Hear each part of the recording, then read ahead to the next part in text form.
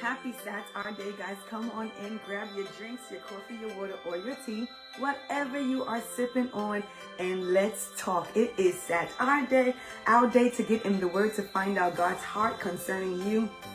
And I'm praying you are having an awesome start to your day. If not, you have the power to change that. When you are dealing with the negative, all you have to do is add the dash. And what does that do? It changes that negative into a positive.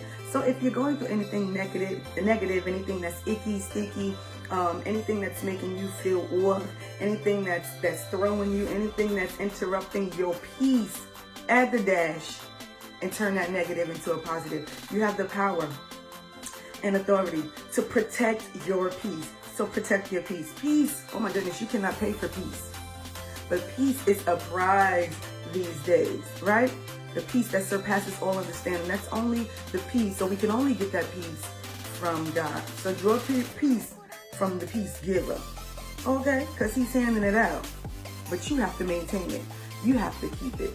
You have to protect your circle and your environment so that nothing disturbs that. And whatever tries to disturb it has to get out, right? Like we closing doors to non-peace in this season. It's just what it is. It's just what it is. All right, well, let's go ahead and get on with our Sat our day. We won't be long. Stop passing the cup. I'm not talking about coffee. I'm not talking about tea. I'm not even talking about alcohol, and pray prayerfully that that's not the cup you're sipping on. But if it is, I ain't talking about that cup. Stop passing the cup. What cup am I talking about? One, the will of God for your life that you keep running away from. Yeah, that cup. What's the other cup? What God has ordered for your life or set in place that you keep finding detours to bypass the process. You know, he orders your steps. And we're so quick to say that and understand it and claim that when we're wanting God to do a good thing, when we're expecting him to open a door, when we're expecting favor, when we're expecting access into something new and into something great. But what about that cup that comes to cut you? What about the cup that comes to purge you? What about the cup that comes to transform your life? You know, surgery is not easy. Now you do go under. But when you come to, there is some pain that you go through, which is why they give you pills upon you exiting the hospital to help you out with the process of healing. And oftentimes, we don't want to go through the process of healing.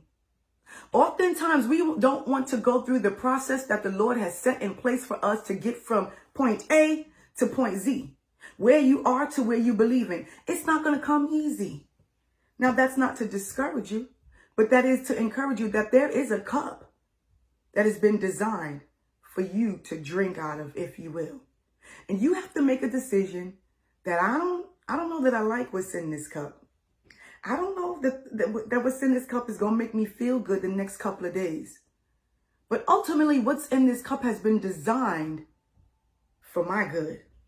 You know, the Bible says all things work together for our good. And oftentimes when we find ourselves in a bad situation, in a situation where it does not feel comfortable, we step in and begin to alter the process or the plan of the Lord.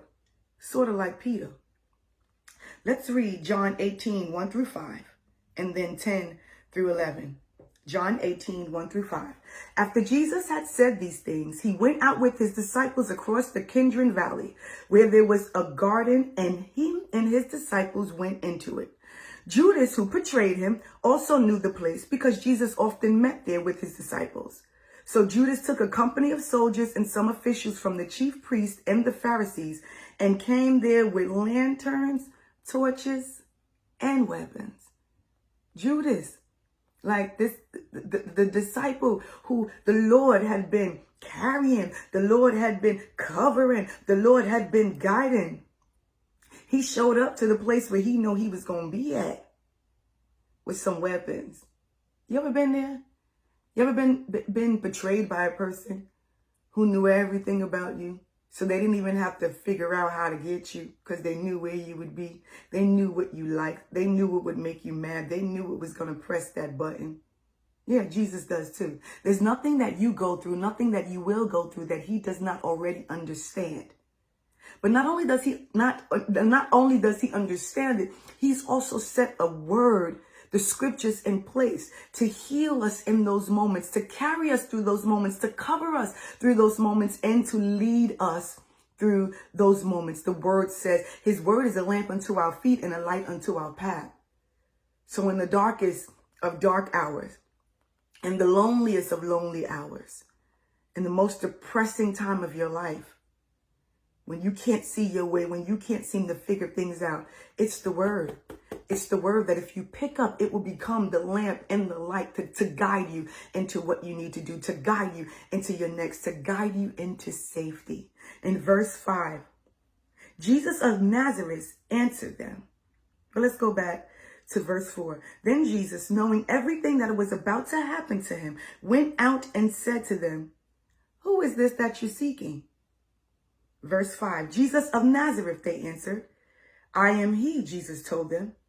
Judas, who betrayed him, who was also standing with them. When Jesus told them, "I am he," they stepped back and fell to the ground. Judas brought people to Jesus, but Jesus already knew, right? Let's skip down to verse 10 through 11, because this is where you become like Peter, where you and I become like Peter often, or we look for someone to step in to rescue us. But could they be doing us a disservice? Where we're looking for help, where we're looking to be rescued, where we're looking to be pulled out, could they really be hurting us? Verse 10, then Simon Peter, who had a sword, drew it.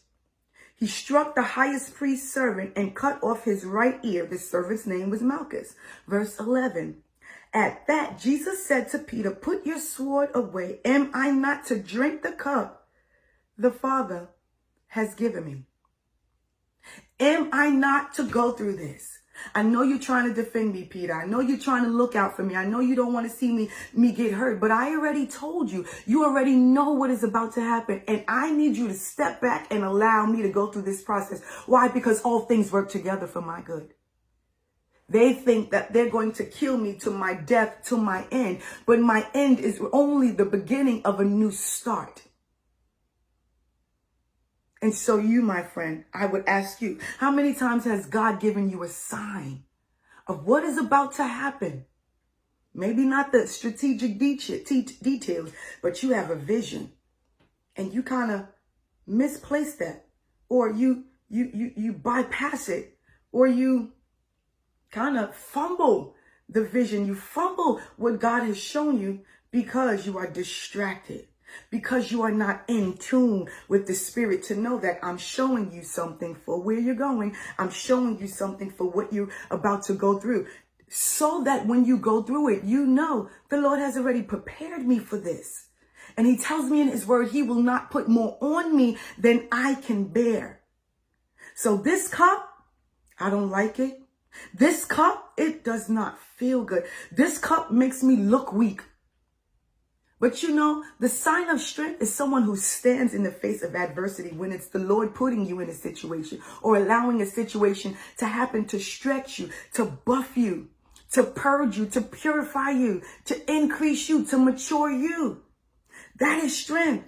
It does not take strength to run away from a situation. And sometimes we misplace strength because we say, well, I got away from it, so I'm strong. Now, if it's a situation where you need to be running, absolutely. But we're talking about God-ordained cups that he has put before us to drink. What he has put before us that we must go through. Because on the other side of that thing is our destiny. On the other side of that thing is our breakthrough. On the other side of that thing is our healing. Why? Because we have been willing to go through the process. God shows us things for three things. He shows us to warn us, he shows us to prepare us, and he shows us to protect us. To warn us, to prepare us, and to protect us. So that when we are faced with the cup, Not necessarily that we don't mind sipping it, but I'm more willing to sip it because I know you got me, God. I'm more willing to sip it because you showed me this thing to prepare me to have to sip it, to have to drink of this cup. God, I'm not going to back down. Even though it feels, it would be easier for me to back away. It would be easier for me to turn around. It would be easier for me to run. But running only prolongs the process. I'm going to say that again. Running only prolongs the process. Many times we get ourselves out of a process or out of what God has put us in, what God has ordained to help you and to help I. Why? Because it's for our good. There's something that's going to come out of this, even though we have to go through a little period of time where we're uncomfortable, where we may look silly, where we may be laughed at or ridiculed, just as Christ was when he died on the cross. Crucify him is what they said. But what they did not know, after they crucified him and put him away, that 3 days he would rise to do greater works. And he says that he has designed us to do greater works than even he did. Are you willing to drink of the cup that he put before you? Are you willing to carry the cross? Because that's all a cup is a cross. What is it that you're having to bear? What is it that you're having to hold? What is it that you're having to move in? What is the pressure and the weight that you are under? The fire that you are under? Sometimes God is working through the things that he puts us through to bring us into healing, to bring us into wholeness, and to bring us into his perfect will. And so what happens is when we pass the cup or step in or look for someone else to step in, just like Peter did, that pain, that pressure, or that offense will cause us to uproot ourselves from the very place God has ordained for us to receive. And you may say, receive what? Receive what you need to get to where he promised you. See, we're not going to get there easy. It's not just going to be a car ride. It's not going to be a 10-mile drive or journey. It's going to come with some bumps. It's going to come with some potholes. It's going to come with some wrecks. It's going to come with some car accidents. It's going to come with some tires blowing out where we have to pull over on the side of the road and look now for assistance. You know, the thing nobody wants to do. I don't need nobody to help me. I don't never want to ask for help because I want people to know that I'm good. And it's okay to ask for help. We all need somebody. We all need somebody. Here's the other problem. Oftentimes when we are going through something, we look at it as though the people that are putting us in this position, that could be God allowed. So we can't miss that part. We can't miss the part that God may be allowing it because all things work together for your good. But if we don't focus on the God part of it and we only focus on the other end of it, which is what they're doing, what they're saying, how they're making me feel, what they're putting me through, what they're making me look like, we'll focus on the wrong thing and move ourselves out of position. But I want you to encourage you with what Jesus told them when he was about to be crucified. In John 19, verses 8, it says, when Pilate heard this statement, he was more afraid than ever. He went back into the headquarters and asked Jesus, where are you from? But Jesus did not give him an answer. Sometimes you need to be silent. Sometimes silence is your strength. Yeah, we all can try to back ourselves up and we could all try to defend ourselves, but sometimes we're doing more harm than we are helping ourselves. Sometimes our silence is needed because it's a part of us getting to and through the process to get to the other side. So when you're talking, defending yourself, you may be talking yourself out of the very thing that God was trying to get you into for your good. I'm trying to stress for your good, for your good. When you're feeling it, could it be for your good? Now, that's not everything because there's some things that we get ourselves into. So when we're feeling it, that's just the consequences of the door or the access that you have given something or somebody. But when God puts us through it, He says, I'm working it together for your good, but I have to put you in this situation or allow this situation to happen so that it works for your good. Verse 9, he went back into the headquarters and asked Jesus, where are you from? But Jesus did not give him an answer. So Pilate said to him, do you refuse to speak to me? Don't you know the authority I have to crucify you? Now here's the important scripture that I want you to remember when you're looking at them and you forget the God factor. Verse 11 says, you would have no authority over me at all. Jesus answered him, if it had not been given to you from above. What does that mean? My Father has given you this authority for this situation. But I'm coming out the winner. I'm coming out stronger. I'm coming out better than you see me now. Better than what you're going to do to me. Better than what's going to happen to me, because my Father has a plan greater. So the only reason that you have this authority that you think you have is because my Father has allowed you to have it. But what? It works together for my good. Because I don't stay dead when you crucify me. I rise. And you need to know that whatever it is that you're going through, whatever it is that God allows to happen, he's working it for your good. But in order for you to see the manifestation of the good that he's working out, it requires you to drink of the cup that he put before you. Stop passing the cup. What is in it is desired. It is designed and it is meant for your good. And God is with you through it all. I pray this Saturday day blessed you. If it has, please share it with somebody. Stop passing the cup. Go ahead and sip that. Go ahead and drink that tea. Go ahead and drink that coffee. Go ahead and drink that water. Go ahead and press through your situation. There's blessings and favor on the other side. Until next Saturday, keep living, keep loving, keep laughing, keep breathing. Jesus loves you, and I do too.